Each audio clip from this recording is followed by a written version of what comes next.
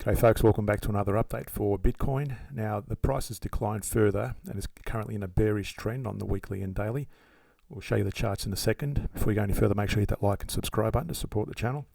Looking at the outlook for Bitcoin, as of today, January 29, Bitcoin is trading at approximately $101,653, reflecting a slight decline of 0.63% from the previous close.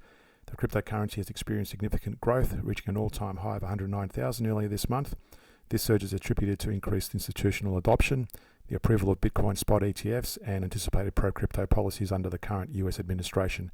Analysts suggest that catalysts such as establishment of a US strategic Bitcoin reserve or the approval of ETFs for other cryptocurrencies could propel Bitcoin's price to $120,000. However, potential macroeconomic headwinds, including a stronger dollar and higher interest rates, may pose risks to this outlook. So first we look at the longer term trends, and you can see here on the monthly chart, it has been quite bullish now since middle of 2023. The CCI dropped into that moving average range in the latter half of 2024, but it finally broke out there again in November 2024, although the price remained above its respective moving averages. And for these moving averages, for those new to the channel, you can find that link to the video below to learn how to draw them on your charting software. So bullish movement on the monthly chart. On the weekly, it's actually broken below that moving average on the CCI, even though the price is above its respective moving averages. And that is showing a weakness or a potential drop in the price. And as well, we've got this weekly bearish divergence. You can actually see there, we can actually probably extend that trend to that peak there, lower highs on the CCI versus higher highs on the price. Now, it's already dropped that first time, touched that 23.38% level, and for those new to the channel, on that first Fibonacci retrace, if you had taken back to that significant low, that 23.38% retrace is a minimum retrace whenever you see this bearish divergence. So it's already hit that range with that wick on that candle in that week, then it's bounced out of there. Now again, you'll notice even if we drew a trend line from either this point back here, or even if you draw it from that high there, you can see there that's still a, oops, let me just move that. If you move that, that's still a higher high on the price versus the same point there, a lower high on the CCI. So that's still a bearish divergence. So it depends where you draw it. We're still seeing a bearish divergence on the price versus the CCI. So at the moment on the weekly, it's a bearish outlook.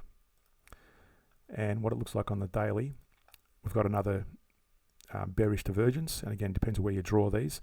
Now again, looking at this here, you got a double top on the price, and if you drew a trend line from that point to that point, you'd have a declining or a lower high on the CCI.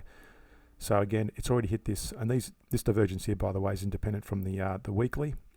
On the different time frames, are all independent divergence. So this again hit that minimum retrace to that level. It's bounced out of that, and we've got another bearish divergence currently playing out versus this double top on the price. But at the moment, you'll notice the CCI is below the moving averages, giving us a bearish outlook, and we very well likely see the price drop lower on the daily.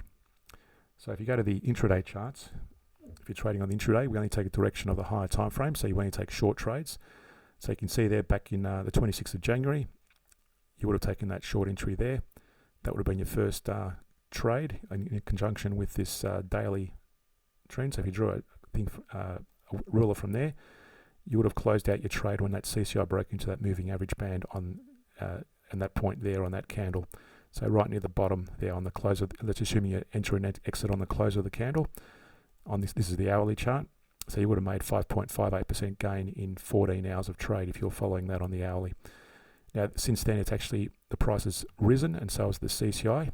And you don't take long trades, you only take short trades, and again with the trend of the daily.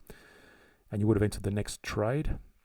That would have been a false break there, or you could have possibly entered there, and you would have been very minimal, moved sideways. I'd like to see it break a lot higher to close out with a stop loss.